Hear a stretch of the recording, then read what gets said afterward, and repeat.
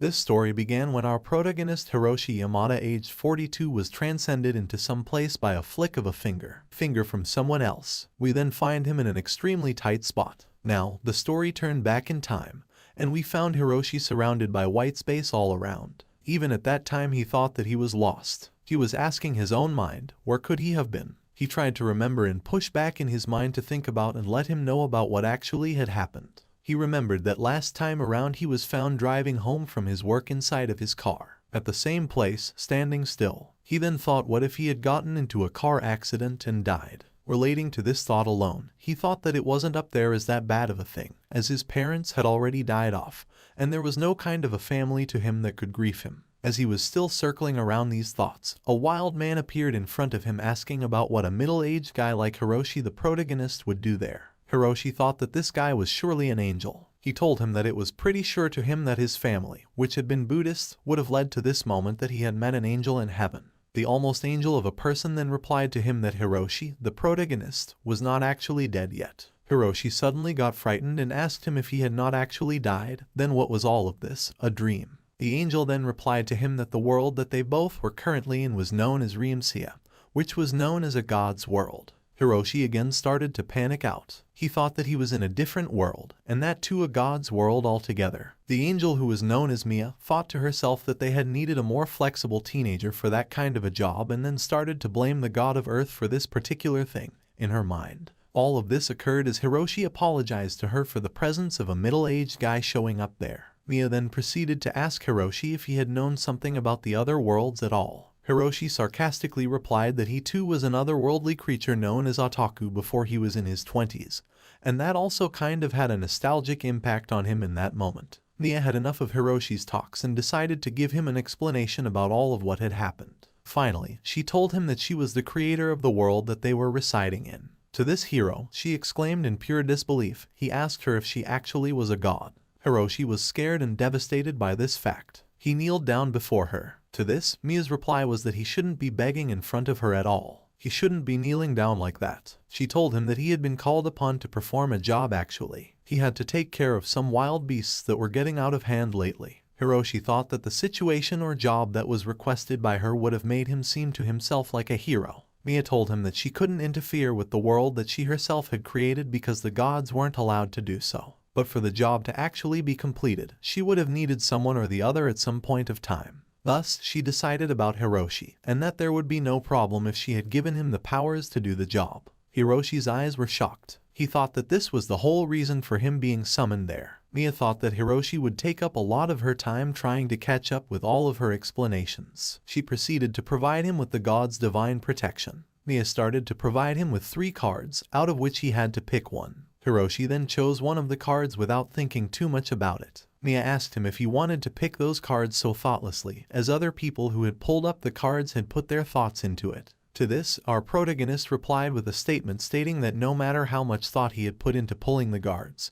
he wouldn't have known about them and that he didn't want to waste God's time. Mia, the angel or the god, looked at the card with fully wide open eyes. Hiroshi went up to ask her about what kind of powers he had chosen. Mia started to tell her about all 3 of the cards. The first one was known as a one-shot kill card. It was a consumable that you could only once, and when you could have used it, no matter how much stronger the enemy had been, you could have killed him in one shot. The second card was described as the magic creation card. It was a super rare skill that allowed the users to use all of his magic in this world and any kind of magic that he or she could have imagined, as long as they had enough MP. And the third card was known as the Transcendent card, and it was called very, very rare. Hiroshi piqued his interest in the last card. He asked about it a bit more. The god Mia told him that it was a skill with the potential to gain the power to transcend every single thing. He could have been even more powerful the more he had progressed. Hiroshi said that with these powers, he could have been some kind of a monster. Mia told him that she was done with all of the explanation and progressed with snapping her finger and making Hiroshi transcended into someplace before he could question anything further on. The story then reveals by Mia that Hiroshi had taken the super rare skill magic creation card as well as the super rare and ultimate transcendent card at the same time. She was proud as well as scared about what kind of monster he would have become with those kinds of powers. Also, she came to realize that she had dropped them in the wrong place. We then saw Hiroshi dropping from the sky at rapid speed. In front of him, as he was reaching closer to the ground surface, he watched a big pond or maybe a sea. He dropped down into it helplessly. A few minutes later, Hiroshi, who was now on the surface of the water, was thinking that he had died. But he eventually was alive. He had no idea at all about how far he had been falling from or from where. But the main thing that he wanted to realize was that he made it out unharmed despite that dangerous fall. Hiroshi, just like before, again began questioning about where he was then. His senses came to his mind when he remembered that the god did mention that he could use magic as long as he had enough MP. He wondered if his MP was described in a status bar, just like in RPGs. He said the word status and it actually appeared. Hiroshi came to see that he had a whole status bar in front of him that showed him HP, stamina, agility, magic, MP, strength as well as spirit and skill. Before he could notice that, well, he thought that it was pretty dark around him. Then he looked below and found that it was not only dark, it was totally black. He noticed something strange around him. He was literally being transcended to some other place once again. The world he was transported into now was again a stranger world to him. He was laying down beside the sea as he noticed that the ground was very soft there. His nose sensed him that the smell he took of that place was like a fried pancake-looking stuff which he saw at the roadside of the bar streets every single morning. Hiroshi had seen way too much darkness around him. He wanted to see some light at any cost. Simultaneously with these thoughts, the thought of making magic happen with his imagination came to his mind. He, just like a hero said in the thin air light, the world light. And as soon as he did that action, a small glow of light appeared in front of him. He was amazed by the magical prowess that he had. He hadn't thought that he had made it up. He thought that it was actually a live piece of light. Hiroshi, while surprised and amazed, noticed that there was something on his feet. He thought that was acid on his feet, but then he got to know that it was gastric juice, which had meant that there was something in his stomach and that he could have been melted down and turned into poop as soon as possible. Hiroshi had used the skill that he had so early and he regretted that too. He remembered that he still had the one-shot kill and he could use it. As he started to use the one-shot kill card, his fist began glowing and throbbing and a cry for victory responded to him in his ears. He did use that power to its full potential, but in a very, very wrong way, as the waves that were in front of him filled up with water now came up to surround him in the form of a tsunami. The water covered up his whole body as he was only moments later found out to be alive. Hiroshi jumped out of the water as soon as he could,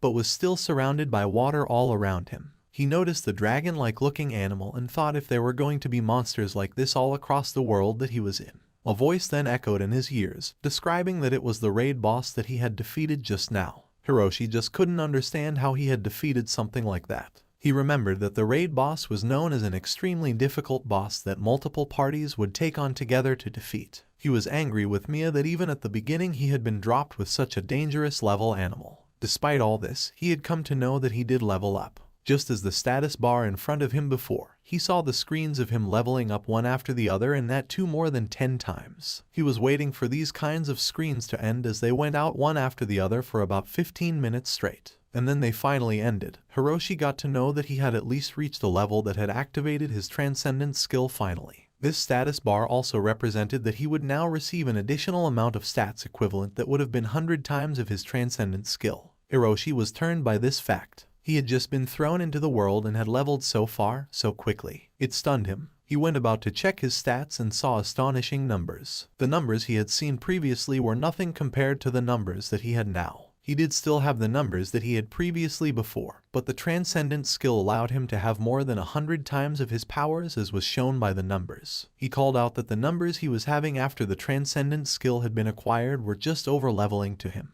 He thought to himself that the numbers that he had without the transcended skill would deem him as worthless competitor overall, but with the powers and with the numbers that he had with the skill would have made him one of the best middle-aged athletic persons. Now, as all of this air had been cleared out, he thought to himself about what to do with the defeated monster in front of him. Hiroshi got to know that this was totally a game that he was in and thus he could have more options just like attacking, having magic, using items or could run. Hiroshi, the protagonist, began to use some magic and vanished the animal in front of him into thin air using his temporal magic. The game then notified him about the items he had received. All of the items ranged from the lake serpent's corpse to his skull, meat everything.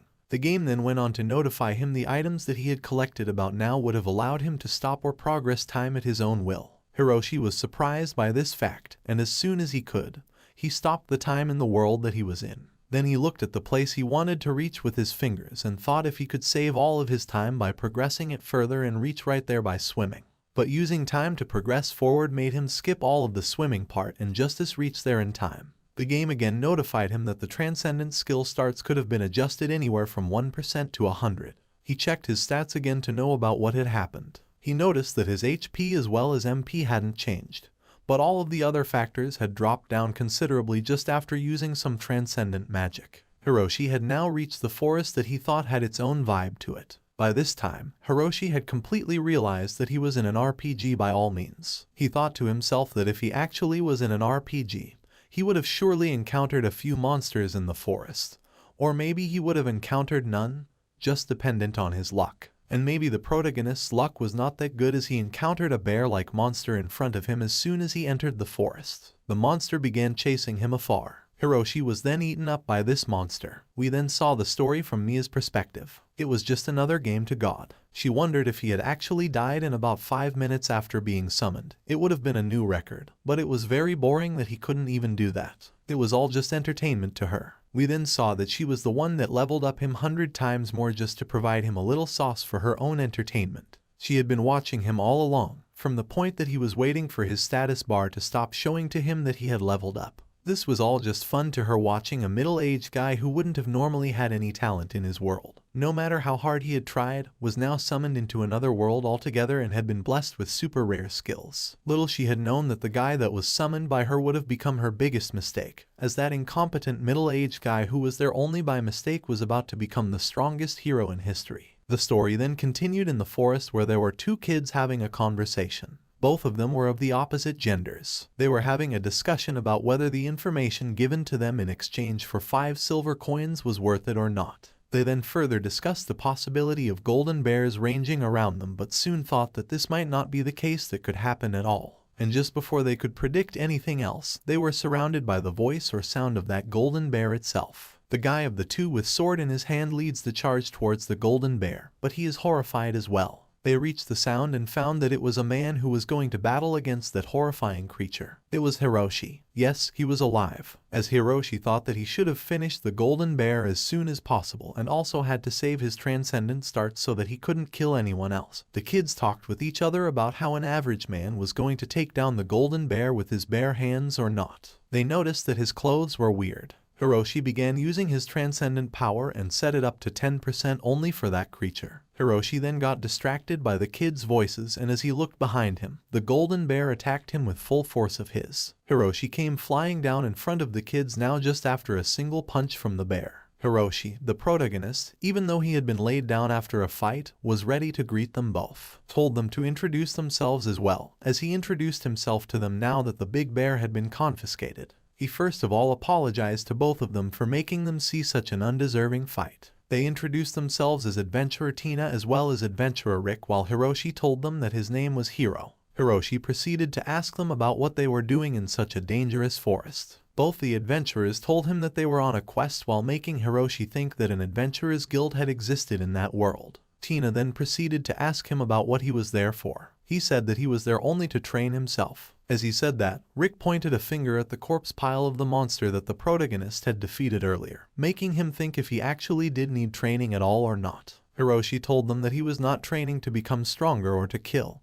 He already knew that he was strong enough, and if he had attacked a human, just like he had attacked the monster earlier, he knew what consequences he would have faced. Hiroshi told them that he needed to get back on his training now. Tina asked him if he had found a herb called falma grass anywhere in the forest. As she was about to ask the hero for that, Rick suddenly stopped her and said that they had paid 5 silver coins for that information and it couldn't have gone through someone else's hands for free. Hiroshi had already heard enough about the medicinal herbs that made him feel good from Tina's mouth. Both of them then told him that they didn't actually know about that kind of herb at all and that they hadn't actually seen one to describe how it had looked. Hiroshi thought if he could help them out with his magic powers. He used his power right then and there and began to search for an eye. Both of the kids were shocked by watching him use his magical powers. Some kind of magic happened and is just behind him. A medicinal herb appeared. Hiroshi was proud that he could have helped those guys and went towards the herb to pick it up while the kids disallowed him to do so. He obviously didn't listen to them and went towards the plant, handing his fingers over it and plucking it out of the ground.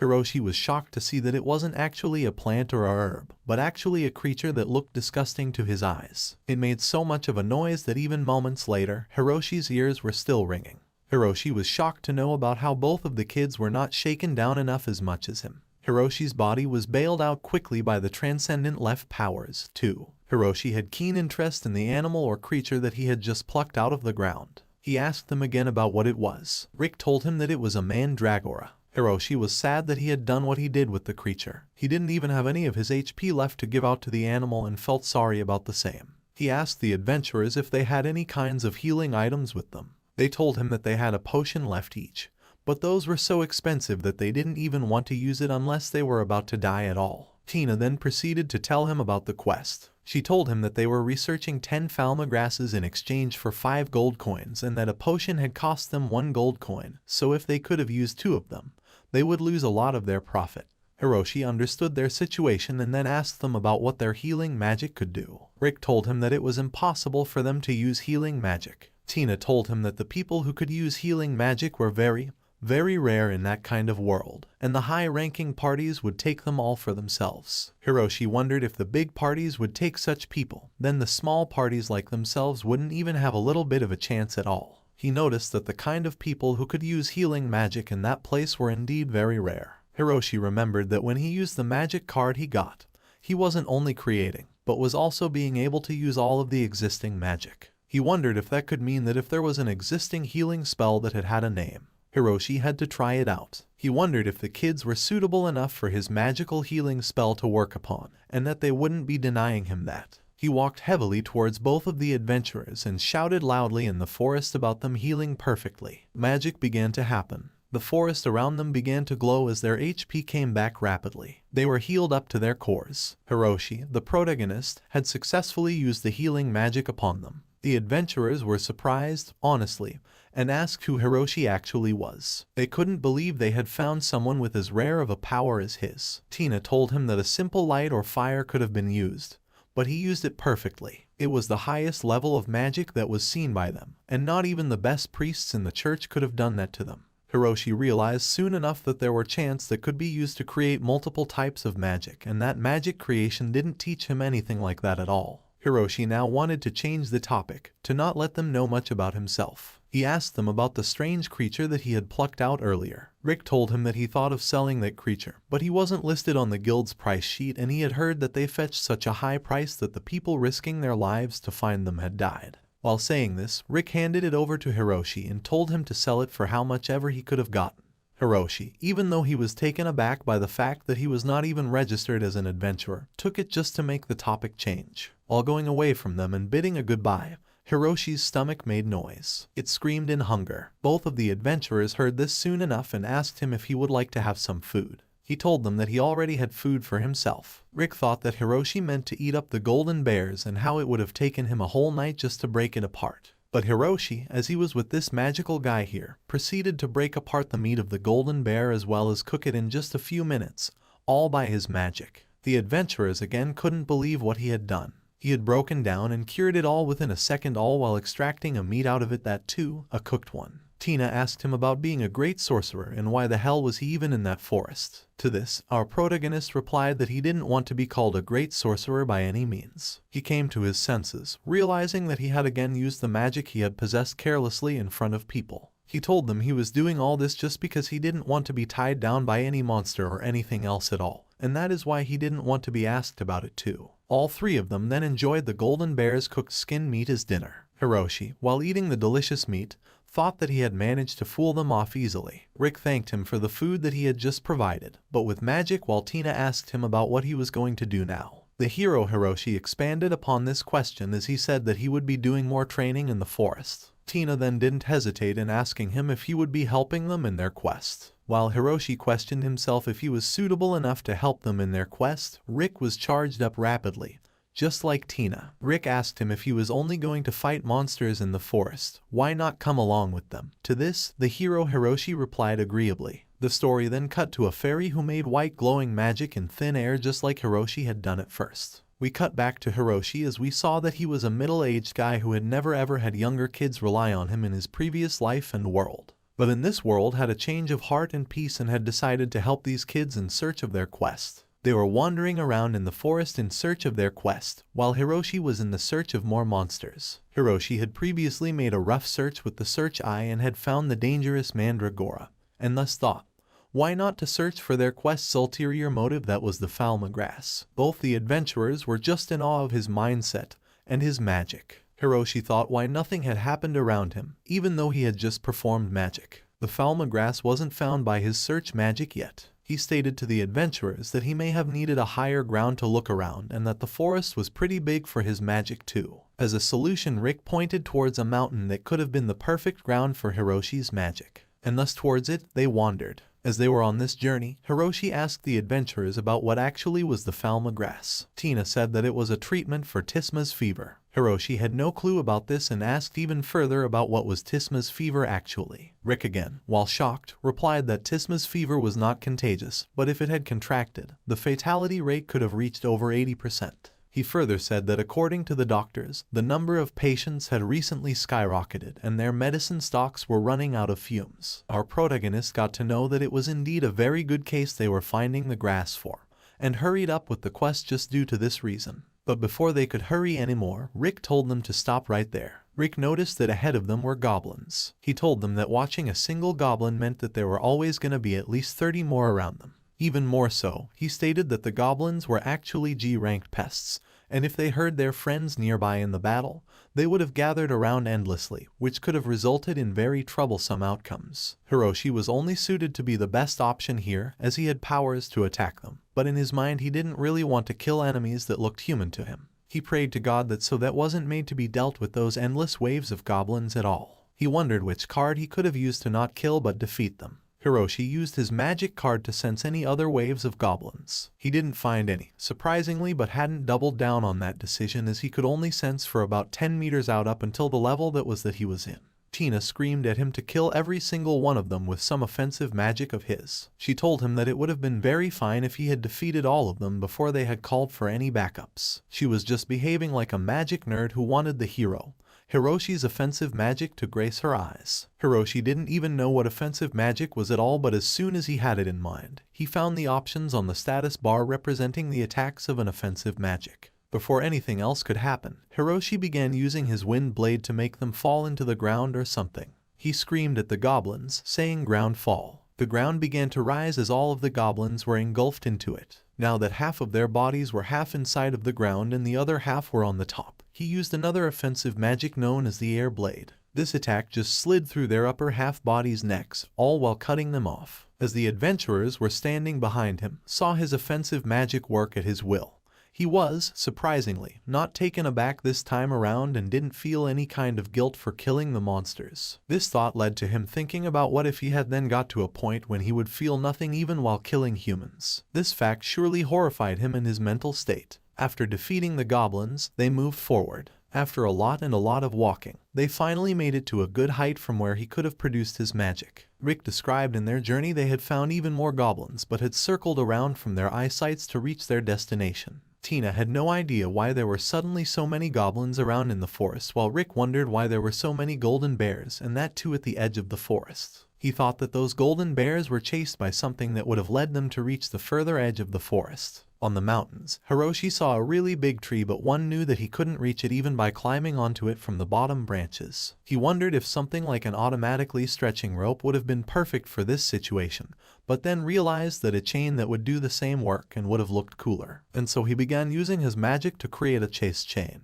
The chain appeared with one end of it on the trees and the other end gripped onto Hiroshi's hands. Hiroshi told the chains to pull him up towards the other end, but it wasn't capable of doing that, so he had to climb on his own. The adventurer kids were busy in their own conversations as they noticed Hiroshi afterwards climbing onto the tree by himself. Hiroshi, after continuous efforts, had finally reached the top of the tree, and as soon as he reached there, he started using his search magic for the Falma grass. The search magic clicked into his mind as he found that the Falma grass was about 1 kilometer away from them. He noticed that the place the Falma grass was lying in could have been surrounded by even more goblins. The adventurers, while on the ground, asked him about what he saw. He replied that he saw the Falma grass finally, and they could have reached their quest. To their surprise, they were really happy and again were proud of the hero's powers. Hiroshi noticed that something was off. The sound that he was responding to, or the voice that he was responding to, was not of the adventurers but of somebody else. He was talking to a fairy that was the size of his hand at maximum. He told her that his name was Hiro and what kind of a cute little guest he had met in the form of the little fairy. The fairy told him that her name was Naya and she was a fairy. The hero asked Naya what she was doing there. She said that she wanted to ask the same from him too. Hiroshi told her that he had climbed up on the tree for some information and location of Falma grass. Naya told him that she could show him where the Falma grass patches were, but in return, she wanted help from the hero for something. Hiroshi told Naya that it wouldn't be a problem for him to help her. He asked her what help she would have needed. Naya told him that she wanted to be accompanied by someone on the way to Falma grass patches. Both of them then agreed upon this deal of theirs. Naya made Hiroshi focus on the noise that was coming from the ground. He saw that the adventurers were going to get attacked by a goblin as he told Naya that they were some people that he knew that were in great danger now. The fairy's inner thought talked to herself about how she thought that Hiroshi was just a lame middle-aged guy, but he seemed to be stronger than she thought. As the kids were just about to be rampaged down by the goblins, the hero, Hiroshi, jumped right from the tree onto the ground. He asked while in the air if both of them were fine or not. He was glad to know that both of them hadn't been hurt till now and was ready to protect them. Just after landing, he felt a sudden shake in his leg. He realized that he should have raised his transcendent percentage a bit first, as the impact kind of affected his leg. All of the goblins had been taken off just by his landing. He had so much power. After defeating the goblins once and for all at this moment of time, the hero went up to the adventurers to heal them up. Tina asked the hero if he had ever run out of MP before, to which the hero replied that he hadn't actually yet. Rick was curious to know about the hero's MP number. She casually replied that it was about 300,000. This number made both of the adventurers' bodies shiver off. Even Naya enjoyed this number. She told Hiroshi that he was so strong while thinking that it will work for her. Listening to this voice and watching her close, Rick told everybody that she was indeed an evil fairy. This obviously angered Naya. She told everybody that she was actually a full-fledged wind fairy, and if she were to be messed up with again, anybody who had messed up with her would have been awarded with a special Naya kick. Our heroes sat down on the ground of the same tree that he had climbed before and discussed the Goblin King. He was described by Rick as a B-ranked monster that was rarely born among the G-ranked goblins, and if he had ever taken a lead over the goblins, it would have posed a great threat to them when it would have become an A-ranked goblin problem. Hiroshi was convinced that the Goblin King was going to be, indeed, pretty strong. Suddenly, in between this conversation, Naya asked the adventurers if they had wanted Falma grass. She told both of them that she could have taken them to that particular place very safely. She regained that even though there might have been a lot of goblins along the way, Hiroshi could have taken care of them easily. To this both of the adventurers heavily agreed upon. He was deeply worried for both of them. He knew that risking their lives at the chance of making a profit for themselves could have resulted in far worse outcomes. Also, Hiroshi doubted Naya. He had thought about her attitude and was convinced that she was not a very innocent fairy at all. Rick said that the sun was about to set and the goblins could have seen in the dark, so they would have a pretty huge advantage against the heroes. They began running as soon as they could. Tina was not her 100%, but the hero's perfect heal made her feel better than before. Naya told them that they were very close to the Falma grass. She advised them to take a shortcut through a thicket. Hiroshi was not satisfied by her words and asked if it was really going to be a shortcut because he sensed a lot of presences on the other side of the thicket. The fairy then smirked while thinking that he had the presence detection magic too. She had got enough of the hero and decided to award him with the kick finally. The kick sent Hiroshi flying across as he laid down on a patch of grass. Hiroshi stood up and found that there was a whole army of goblins ahead of him. The story progressed to show us a huge amount of goblins watching and marching towards Hiroshi. Also at a pretty great altitude and far away, he saw the Goblin King with folded arms looking towards him. The Goblin King from far away was showing his little muscles. He was flexing them. Hiroshi quickly realized that his trust issues with the fairy were actually very solid, as she was the one who guided the party towards danger. He thought that Naya only wanted to use Hiroshi for the defeat of the goblins. That would have helped her in some scenarios. Hiroshi, rather than being courageous and relying on his powers, was this time around totally scared of so many of the goblins surrounding him. Hiroshi, our protagonist, then ran straight towards the horde of enemies relying on his own self. He could have pulled one versus all just like a scene from an episode of anime. He knew that asking the adventurers to fight could have resulted in a loss of their lives, and thus he wanted to charge forward solo. He rushed furiously towards the goblins and screamed his transcendent powers to be powered up to 50%. He told himself that if this hadn't worked out, he would have powered up to 100% and would have taken away Rick as well as Tina to run as far as he could. As Rick was about to pull out his sword in hope of helping the hero, he noticed that Hiroshi was slamming the goblins left, right and center with his magical powers and offensive magic. Rick was worried at first about him, but seeing his actions he was pretty confident that he would have let them win this fight. Naya told the gang that all they had to do was to leave it to him. Even at 50% of his power, Hiroshi was slashing the goblins' heads from their bodies. The adventurers couldn't even think if he was just another human or not. They thought, what if he could turn into a dragon someday? Hearing this, Tina replied that it could have happened because Rick lacked a lot of common sense. As the kids argued between them about Hiroshi being a human or not, Hiroshi was busy fighting and slaying with the goblins one after the other. The fight hadn't stopped yet, as Hiroshi saw that 50% of his power was enough to lend them this victory. But as soon as he thought that, he saw that the King Goblin was pushing on his subordinates so that he could run away.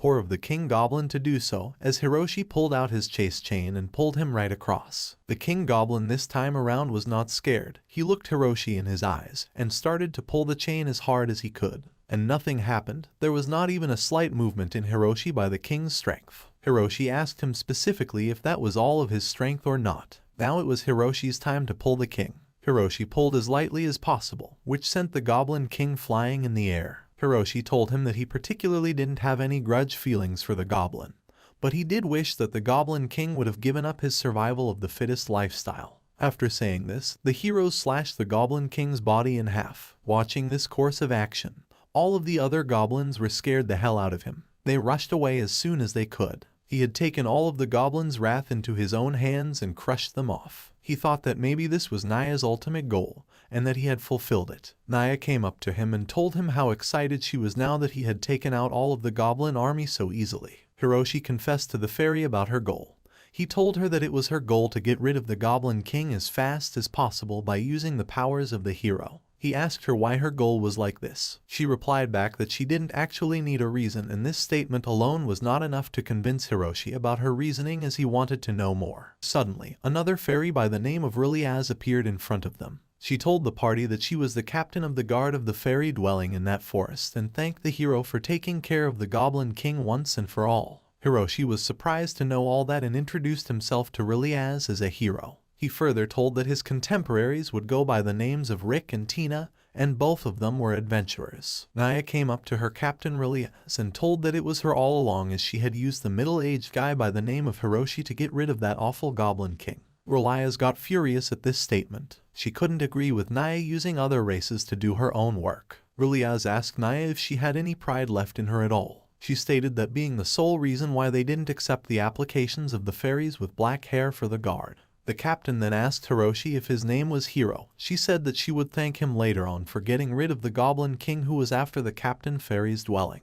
Hiroshi was surprised to hear all this, even though unknowingly he had helped to such a great extent by defeating the Goblin army by his own strength, which was not even at 100% by that time. As the Captain Fairy Riliaz didn't have anything to offer for the hero's gracious efforts, she put forth a request giving out Naya as a slave to him. Both of the little fairies were having a conversation like this in front of Hiroshi. Riliaz wanted to give back this fairy in the form of a slave to the same stupid humans who she had fooled.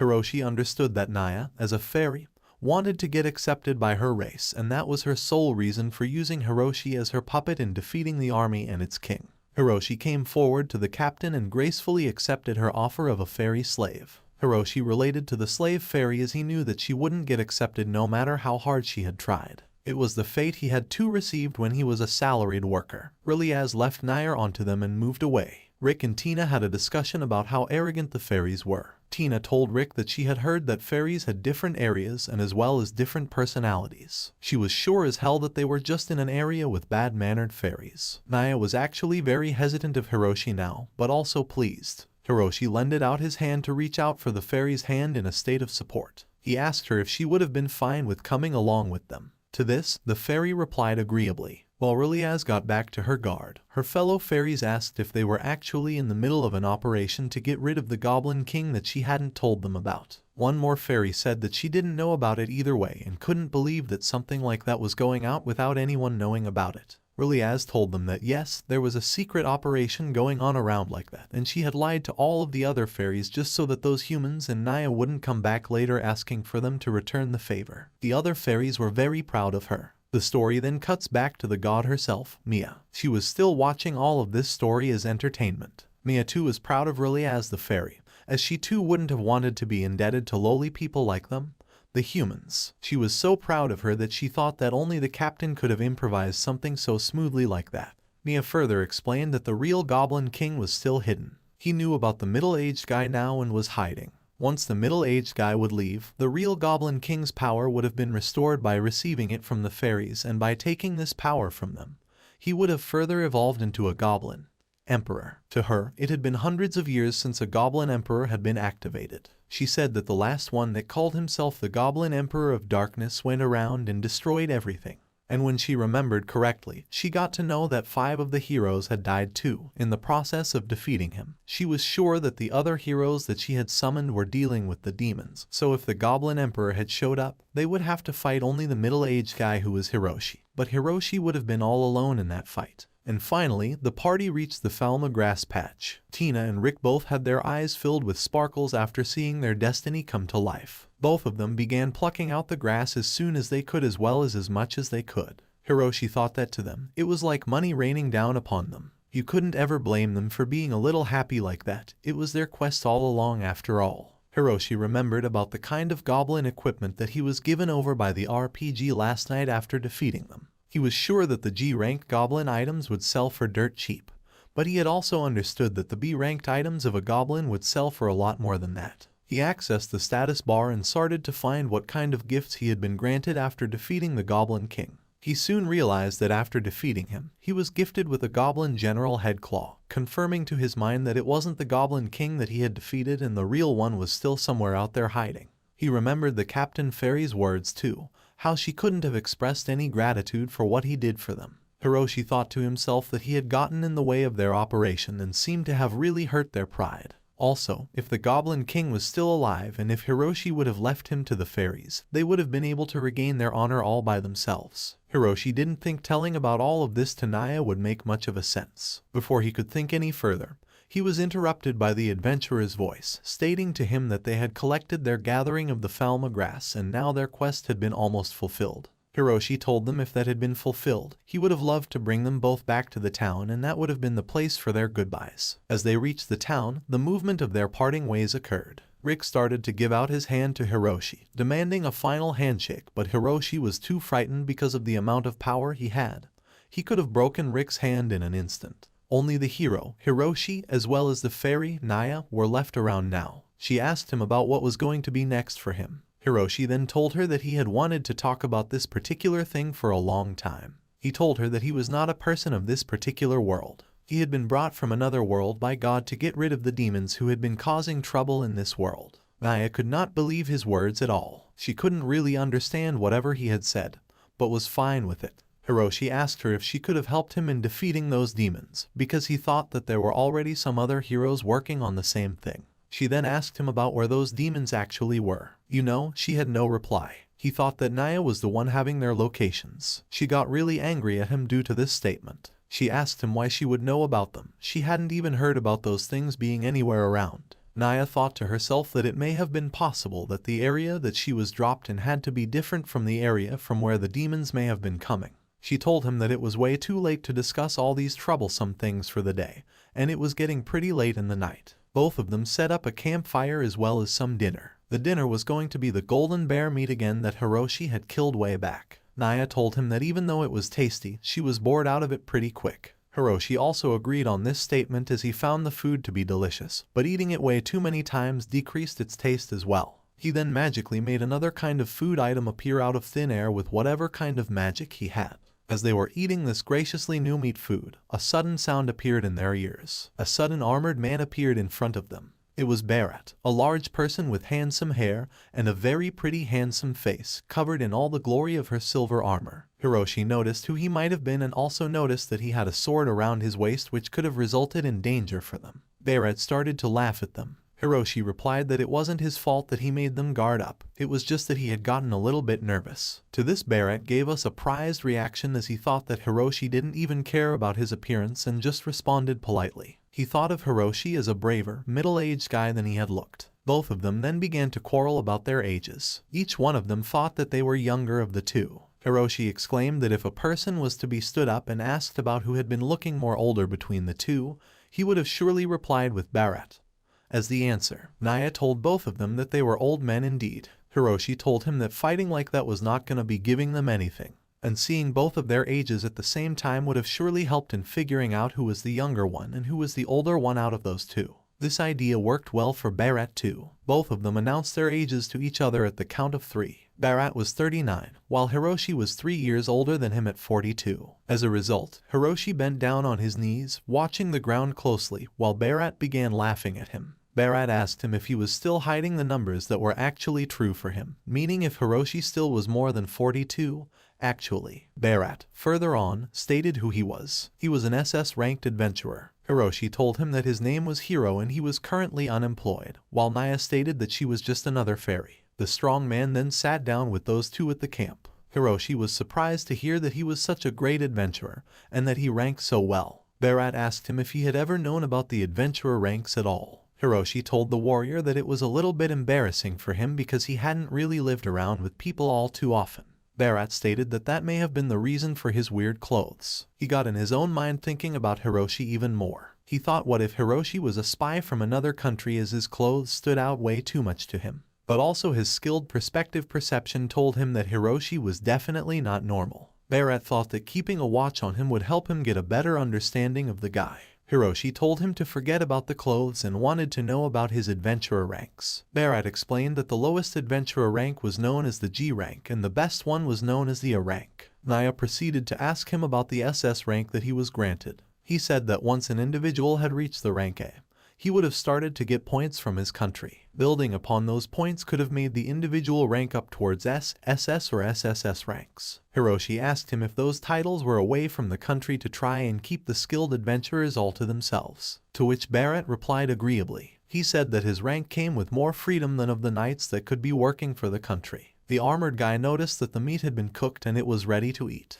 Hiroshi noticed that he was alerted by Barrett just in time, as if he had cooked it out just a bit later, it could have been overcooked. Barrett was surprised to see the kind of meat. He had never ever seen meat like that before. Hiroshi then offered him some meat. Barrett exclaimed with joy as he found the meat to be super delicious. It was the kind of meat he had never ever given to his mouth. Barrett then put his hand into his bag as he described. He had another perfect thing that could go just hand in hand with the meat. Naya was surprised of what he could be having in that sack as he took it out. She described its shape as it looked like, and it didn't look to her eyes that there was actually anything inside of that sack. He took out a bottle. Naya could not believe that such a big bottle could have resided in such a short and compact sack. He told her that it was no ordinary bag. It was a magic bag found in the castle's treasure room, and he had taken it just due to his SS-ranked privileges. It was a rare item that could hold hundreds of things. Barrett stated that it was due to this bag that he could have basically traveled empty-handed while still holding hundreds of items. He then asked him if they wanted liquor, as the bottle he had taken out of his sack was filled with it. They ate meat and shared liquor, while Hiroshi asked Barrett about what he was doing there at that kind of time in the night. Barrett told both of them that he was actually supposed to get there that afternoon, but was attacked by a group of golden bears, who were supposed to be scared of something. Those bears were the same golden bears that ran away from the hero, Hiroshi. Hiroshi then asked if Barrett had stated that the area they were in was pretty dangerous, so then why had he been there? Barrett told him that there may have been a huge monster in the Inawar near that place. Hiroshi got scared of knowing about this. Barrett told them not to worry about it, as it had never ever come up on land and it was known as the Emperor Lake Serpent. He further told them that it was the king of fresh water and he himself had vowed to slay it before he had died. This vow totally stunned and froze Hiroshi. He trembled while asking Barrett about why he had made such a vow. Barrett replied to Hiroshi that it all had started when he was 19 years old. He had signed up as an adventurer when he was 15 and had got up to a rank within 3 years. He thought that he could have defeated anything and everything, but only then an S-ranked adventurer invited him to a mission to subdue a raid boss. With his confidence, he accepted without even thinking about it too much. But the invitation didn't go too well, as they had put up 6 people on 6 boards for a total of 36 people attacking. but the serpent made the gigantic waves just by moving a slight bit. They were thrown all over the place by the waves. They just couldn't stand, let alone attack. And even if they had got a chance to attack him, the scales were so hard that they couldn't even scratch it with the weapons they had. He further described that just like it was laughing at their helplessness, it took all of their ships down with one whip of its tail and disappeared underwater forever. When Bharat got back to the shore, he remembered being so mad at himself for being so arrogant. He always regrets that decision. This explanation by Bharat sent shivers down Hiroshi's spine. But the shivers were sent for the wrong reason. Actually, the serpent that Hiroshi had defeated previously was the same serpent that Bharat was talking about at that moment. Hiroshi realized that not only had he defeated that thing, but it was the same food that was being fed to Bharat's mouth as dinner. Bharat finished his explanation by stating that this was the moment that made him vow to get stronger and get back his revenge for his fellow mates. He thought that it was the purpose of his life now. He had now entirely spent almost half of his life trying to defeat it. He said that he had spent so much time that it felt like he was so close to it, just like a close friend, but actually as an enemy. Hiroshi didn't have enough guts to tell him that the close friend of his was being paired with the liquor of his, too. Hiroshi got confused in his mind if he should have told the truth to him or not. He realized if he hadn't said anything, Bharat would ever find out about the same. But if he didn't see anything, it would have also resulted in Bharat continuing to pursue a goal that could never have been fulfilled. Both the fairy and Bharat got supercharged after this statement, as Bharat then further stated that one day he would become strong enough to defeat it. Hiroshi kneeled down before him in an instant. He apologized right then and there in front of him. Hiroshi, through his scrambled words, somehow told him that the Emperor League serpent had been defeated. Bharat could not believe it. He was struck by this fact. He stated to Hiroshi that he was not talking about any other regular water snake. He was talking about such a monstrous, powerful snake that was worshipped by many of the races as God itself. Hiroshi used his equipment bar and brought out the skull of the monster. Bharat noticed that the equipment given out looked in the form of a skull and asked Hiroshi how he was able to defeat it and where did it even come from.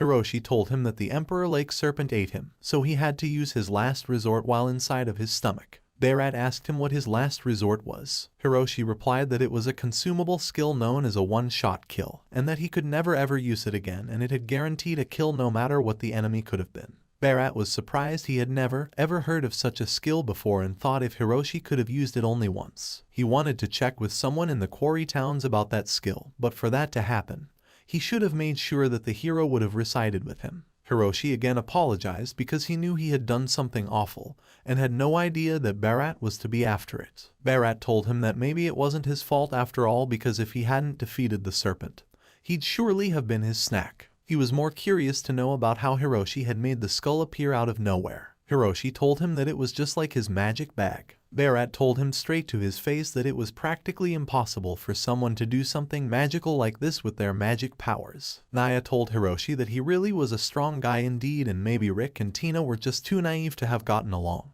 Bharat asked Hiroshi about how many people have told that he was really strong. He replied stating it was just Miss Naya. He asked Bharat, by judging his reaction, that he should have kept the secret of killing the serpent to himself only. Bharat replied that Hiroshi being a hero could be taken as a joke only, so it would have been fine. But the talk about demons attacking other races, as well as Hiroshi being summoned to another world by God as a hero to defeat those demons, should have been kept to himself. He stated that there must be demons living peacefully in the country they were residing in too, and what if they had heard about it and the news had got around? Then some people would have probably started talking about hunting demons too. Hiroshi considered this a good possibility. Hiroshi got his attention towards pleasant demons too. He first of all had thought that there were only evil demons all around him, but now had a change of his thoughts. Naya told him that they just have high magical power and were no different than regular demi-humans. Bharat asked Hiroshi and the fairy that there was a demon settlement going just beyond the road and asked if they wanted to check it out. Hiroshi was excited. He had been wanting to see a town in the world as soon as he had stepped into it. Bharat told them that they should be heading towards the quarry town just past the settlement. He paved their attention towards the town being big, so it might have benefited them if they wanted to have some information about the demons too. As a part of the celebration of going to a new town, they thought of drinking all night and so they did. The story then cuts to the morning, where Bharat found that his head was hurting a little too much because of too much liquor that had poured down his throat. Hiroshi told him that he drank a lot too much last night. To this, Barrett replied with a question, asking him that even though he had drunk a lot last night, he was fine enough. Hiroshi didn't have any answer, but just thought that it may have been a part of his transcendent powers once again. Barrett got furious at Hiroshi because he would not stop calling him Mr. He thought that him being addressed like that would have made him older in other people's eyes than Hiroshi. He had been doing the same with the fairy, too. Both Barrett and Naya started to stare at him with dead faces. He finally agreed to call them just by their names and without any Mr. or Miss. He said their names politely but took a long pause before saying their names. Barrett asked Naya what were the pauses for, as she replied that he was still being formal in his head. Barrett thus sensed that he was still calling him Mr. and that it was still not enough of a gesture from Hiroshi. Suddenly, Barrett's attention got to the hunting wolves that were surrounding them. He sensed that there were 8 of them in the bushes, in the front and 5 of them in the shadow of each tree behind their backs. He told Hiroshi to go first and attack them, while Hiroshi exclaimed that he was just an amateur. As they were still having a conversation about who was going to attack first, the hunting wolves came in front of them. Barrett exclaimed that they were really good at separating their prey and taking them down one at a time, but if one could distract them, he could have waited for an opening and could have taken them out one by one too. Hiroshi used his transcendent power to set it up to 5%. Watching this, Barrett asked the fairy, what did 5% mean? She told her that she didn't know about it, but she had noticed the hero saying it multiple times. Also, she didn't know if he was willing enough to talk about it. The hero, Hiroshi, was seen running towards the dangerous hunting wolves with 5% of his transcendent level strength. He tried to slash the wolf but totally missed the target. Barrett then coughed in sarcasm, asking him what he was trying to do at all, and whether he was a hero. Hiroshi replied that he was just trying way too hard to look cool, and had tried a little too hard for his first joint fight. He then resorted to his normal fighting style and slayed the wolves one after the other. Barrett told Hiroshi that he had a very dangerous intention when he was fighting. Hiroshi, upon being told about this, apologized to Barrett. Barrett said that he was just thinking it, that it was pretty weird for the wolves to come up hunting and show up around there. Naya too agreed upon this statement as she stated that it was very weird for something from deep within the forest to show up on these kinds of town roads. She thought if they were chased out of their territory by something. Barrett asked the hero if he had an idea about what could have happened. Hiroshi told them that a little while ago a goblin king had appeared in the depths of the forest around the lake. Naya asked him if he had not defeated that enemy once and for all. He declined further, stating that he hadn't realized until after that it was not a goblin king, but was just a goblin general. He also said that the fairy told that they had their own operation to take out the goblin king and to save their pride. He decided to stay out of it. Barrett asked Naya the fairy about if the operation was a sure thing or not, because if that goblin king would have been found alive, they were going to be in a lot of trouble. She, while smirking, said that it, of course, was a sure thing. She said that her captain had stated all of it so confidently, so it must have been fine, and said that it was more important for them to walk faster.